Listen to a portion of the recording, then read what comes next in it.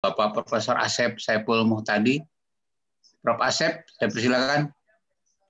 Ya, terima kasih pimpinan Saudara Budi Santoso ya. Menurut saya penelitian ini sangat aktual, sangat menzaman, terutama berkaitan dengan isu pembubaran FPI yang saat ini sedang sangat menzaman di dunia, di kalangan masyarakat Indonesia ini. Tapi saya ikuti deskripsi disertasi yang dibikin oleh Pak Budi ini maupun presentasi sebelum diskusi ini, saya memperoleh kesan betapa hegemoniknya pemerintah Indonesia ini. Kalau misalnya pers itu menjadi salah satu ukuran demokratisasi, maka seperti powerless, nggak punya power apa-apa di Indonesia ini. Nah, oleh karena itu saya ingin memperoleh komentar dari Anda, Pak Budi Santoso, bagaimana potret demokratisasi Indonesia menurut kacamata Pak Budi, khususnya berangkat dari kasus pembubaran HTI, tidak punya powernya pers, kemudian NU, Muhammadiyah juga menurut saya seperti dipaparkan oleh Pak Budi tidak punya kekuatan apa-apa. Padahal itu sebagai civil society yang seharusnya memiliki kekuatan tertentu dalam proses demokratisasi. Saya ingin dapat konfirmasi dari Pak Budi berdasarkan hasil penelitian ini, bagaimana potret demokratisasi Indonesia di mata atau pada penglihatan Pak Budi. Itu saja dulu Pak Budi, nanti saya lanjutkan. Terima kasih Prof. Asep atas pertanyaannya dan komentarnya. Kalau dalam pandangan saya begini, demokrasi Indonesia ini sifatnya sangat liquid sebenarnya, Prof. Jadi dari awal kita merdeka sampai dengan sekarang, berbagai macam model demokrasi yang diyakini bahwa itu sebuah kebenaran. Dari demokrasi terpimpin zaman Orde Lama sampai demokrasi Pancasila versi Orde Baru atau Soeharto, kemudian di mana di situ kemudian Pancasila menjadi ideologi yang sangat-sangat dianggap sakral, sampai kemudian demokrasi gotong royong seperti yang sekarang kita alami. Nah, saya mungkin akan melihat bahwa sebenarnya Indonesia ini negara yang masih sangat perlu belajar, Prof. Samu. Dalam pengertian adalah termasuk media, karena media kita ini kepentingannya seperti bambu yang bergoyang. Saya membaca Republika setelah Erick Thohir masuk ke dalam jajaran pemerintahan, maka kritis dari Republika seolah begitu banyak yang hilang. Sebelumnya Republika dia lebih cenderung untuk saya mungkin berani mengatakan bahwa play safe dalam memberitakan, meskipun ada penyuaran dari mereka sendiri terhadap beberapa kasus, misalnya kasus HTI, tapi begitu kemudian ownernya masuk ke dalam jajaran pemerintah, maka yang terjadi adalah Republika seolah-olah hilang taring. Nah, di sini saya lihat bahwa relasi kuasa antara kepentingan politik ekonomi dengan media itu sangat berkelindan. Nah, ketika kemudian media yang diharapkan sebagai sebagai instrumen untuk demokratisasi, tapi ternyata tidak melakukan itu karena kepentingan ekonomi dan politiknya lebih kuat. Nah, tentu saja dalam hal ini yang paling dirugikan adalah siapa? Publik atau masyarakat. Nah, saya melihat dalam kasus misalnya HTI ini masih ada sedikit upaya Republika, Pak. Yaitu apa? Mereka mencoba untuk menaikkan gagasannya tentang regulasi. Meskipun memang mereka powerless, Prof. Samu. Kenapa? Karena pemerintah dalam pengertian begini. Pemerintah bukan merubah keputusan mereka untuk membubarkan HTI, karena sebenarnya HTI dibubarkan atas dasar Perpu nomor 2 tahun 2017 itu menghilangkan pasal-pasal yang kemudian itu mengharuskan pemerintah harus memberitahukan terlebih dahulu kepada ormas yang mau dibubarkan tentang tahapan-tahapannya, tentang sanksi-sanksinya atau peringatannya. Pada saat setelah dibubarkan, Republika ada memberitakan 1 atau 2 kali, Prof. Dan isinya menerima saja, tidak terlalu kemudian seperti mereka memberitakan pada saat rencana pembubaran. sampai 14 berita, kemudian opini dalam bentuk grafis dan sebagainya. Nah, jadi kalau menurut saya media di Indonesia ini masih sebagai ISA, Pak. Jadi ideological state apparatus sebenarnya. Jadi itu menurut tradisi kritik bahwa media ini secara langsung dia bisa menghegemoni, tapi bisa juga kemudian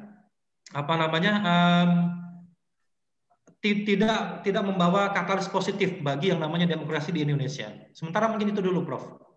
Ya, jadi memang seperti saya peroleh kesan dari paparan Pak Budi ini, Republika itu seolah-olah sedang memframing HTI sebagai sesuatu yang melawan kebijakan pemerintah. Padahal dalam pikiran saya sejak awal berdirinya Republika itu seolah-olah Republika itu merepresentasikan cita-cita Islam. Tapi di sini tidak ada sama sekali tidak nampak pembelaan Republika terhadap HTI. Bahkan yang terjadi upaya Republika memframing HTI sebagai perlawanan pada kebijakan pemerintah. Nah, oleh karena itu menurut saya perlu ada ketegasan sebetulnya dari seorang peneliti. Kalau Republika begitu ya memang dia cari aman. Kalau misalnya NU Muhammadiyah juga memang cari aman.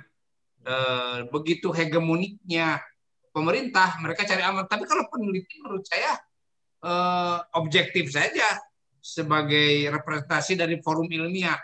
Menurut saya perlu ada ketegasan seorang peneliti terkait dengan posisi ideologis Republika, posisi ideologis HTI, dan posisi ideologis yang lainnya. NU dan Muhammadiyah juga sebetulnya punya posisi yang berbeda. Misalnya di antaranya ada yang sama dengan Republika cari aman. Tetapi di antara NU Muhammadiyah juga masih ada kekuatan suara yang merepresentasikan cita-cita politik Islam. Tapi dalam disertasi ini tidak nampak itu. Menurut saya sebagai karya ilmiah, sebagusnya menurut saya Pak Budi memberikan pernyataan yang tegas tentang garis ideologi elemen-elemen yang terlibat dalam proses demokratisasi di Indonesia ini. Baik itu NU, Muhammadiyah, ataupun Republika. Kalau HTI kan sudah jelas. HTI makanya dibubarkan oleh pemerintah juga, memang HTI dipandang sebagai kekuatan yang melawan kebijakan politik pemerintah. Tetapi perlawanan itu juga harus dipertegas oleh peneliti. Jadi menurut saya bukan kekurangan ya, bukan kekurangan tegasan, tapi perlu ada penambahan statement ilmiah yang tegas berdasarkan fakta-fakta yang ditemukan oleh peneliti bahwa posisi ideologis masing-masing elemen yang terlibat dalam proses penelitian ini seperti apa kira-kira. Dan nanti kalau misalnya posisi ideologisnya jelas seperti disarankan oleh Ibu Karlina juga, saya kira nanti Anda akan dapat memberikan saran yang clear, saran yang tegas, saran ilmiah.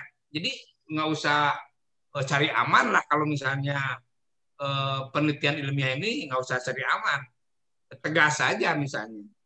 Ya, Bro. Itu yang pertama. Yang kedua,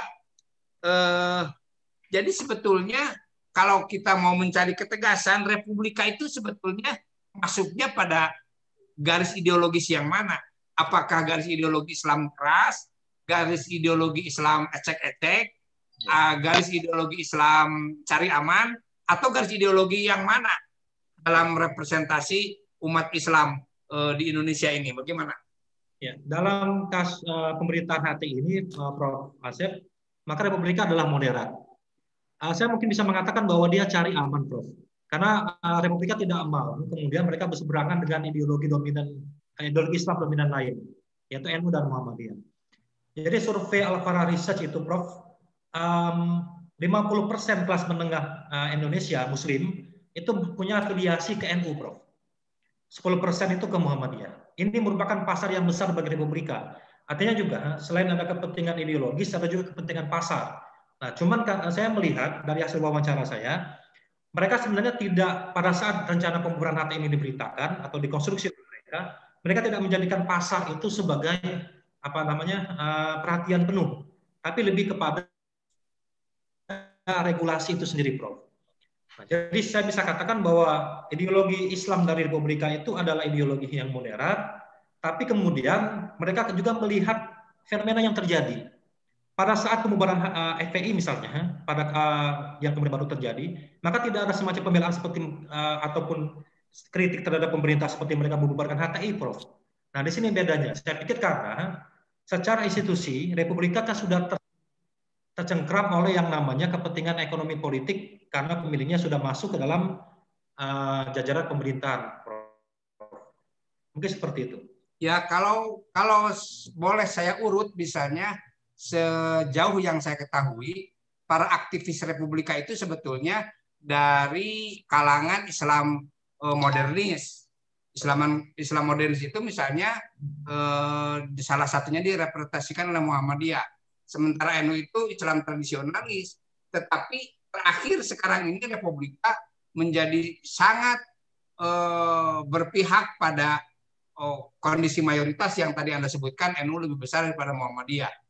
Jadi sebetulnya bagaimana Anda bisa, menurut saya, perlu ada ketegasan. Begitu hegemoniknya pemerintah di alam demokrasi Indonesia ini. Saya kira itu sebuah temuan yang menarik menurut saya dari disertasi ini tentang hegemoni kekuasaan terhadap kekuatan civil society di Indonesia. Itu. Kemudian saya ingin konfirmasi satu lagi yang terakhir. Dari kesimpulan yang Anda tarik, kan kesimpulan ilmiah itu harus punya fungsi heuristik yang dapat digunakan untuk membaca fenomena lain yang kira-kira punya kemiripan-kemiripan. Terakhir ini kita disibukkan dengan isu pembubaran FPI misalnya. Kira-kira bagaimana posisi ideologis Republika? Ini memang di luar penelitian Anda, tetapi dapat digunakan untuk membaca fenomena terakhir ini. Berdasarkan fenomena pembubaran HTI, bagaimana apabila Republika itu terlibat dalam wacana pembubaran FPI, kira-kira di mana posisi ideologis Republika? Jadi begini Prof, pada saat saya wawancara, kenapa mereka kemudian ingin menaikkan gagasan tentang regulasi untuk pembubaran HTI? Karena mereka sebenarnya begini, mereka takut ada ormas lain, baik Islam maupun non-Islam, yang akan dibubarkan seperti HTI. Dan itu terjadi sekarang ini, Prof, dengan FPI. Pemerintah bisa menggunakan undang-undang Perpu Ormas itu untuk membubarkan organisasi yang mereka anggap bertentangan. Nah, sayangnya Republika ini beritanya tidak seperti pada saat mereka membubarkan HTI. Saya pikir di sini, karena ada kepentingan ideologi hegemonik tadi oleh negara, Prof. Jadi benar-benar karena secara ekonomi mereka berada di bawah Mahakam Media yang notabene dimiliki oleh Erick Thohir. Erick Thohir masuk ke dalam jajaran pemerintahan, maka Republika sangat bermain aman sekarang. Ketika ada pencopotan spanduk, pencopotan baliho dengan menggunakan panser, itu tidak kemudian begitu kritis disorot oleh Republika. Padahal saya yakin kalau kemudian itu terjadi pada HTI, maka Republika akan lebih memberitakannya secara masif. Karena pada saat itu belum ada ormas yang kemudian ormas kecil Prof HTI itu, tapi kemudian kok dibikinkan perpu untuk dibubarkan. Nah, jadi ini semacam test case untuk sekian tahun ke depan, misalnya yang terjadi pada saat ini, misalnya yang menimpa FPI, gitu loh. FPI yang dianggap kuat oleh sebagian besar masyarakat, misalnya, yang mereka punya cabang se-Indonesia, simpatisannya banyak, bisa mengumpulkan jutaan massa pada saat 212-411 misalnya, tapi ternyata tidak berdaya, begitu, Prof. Nah, mungkin juga ini ada faktor lain, misalnya faktor bahwa Habib Rizik misalnya memang tidak ingin agar ada pertumpahan darah misalnya. Tapi itu variabel lain yang mungkin butuh penelitian lain, Prof. Jadi menurut saya itu yang terjadi saat ini, Prof, dengan Republika begitu. Ya, oke, terima kasih. Saya kira sudah cukup clear yang saya tangkap. Tinggal menurut saya juga kalau Anda sependapat, perlu ada ketegasan ilmiah dalam disertasi ini. Baik itu ketegasan posisi ideologis Republika, ketegasan posisi ideologis peneliti juga sama. Saya kira ketegasan sikap ilmiah peneliti harus ditunjukkan di sini. Bagaimana misalnya mempertontonkan potret demokratisasi Indonesia dalam kasus pembubaran HTI ini, atau misalnya yang lain-lainnya lah. Pokoknya menurut saya kajian ilmiah itu harus objektif, harus tegas, harus clear, tidak boleh abu-abu. Ya, kalau ini menurut saya masih memperlihatkan warnanya abu-abu dari disertasi ini. Itu aja lah menurut saya untuk kepentingan penyempurnaan. Terima kasih pimpinan.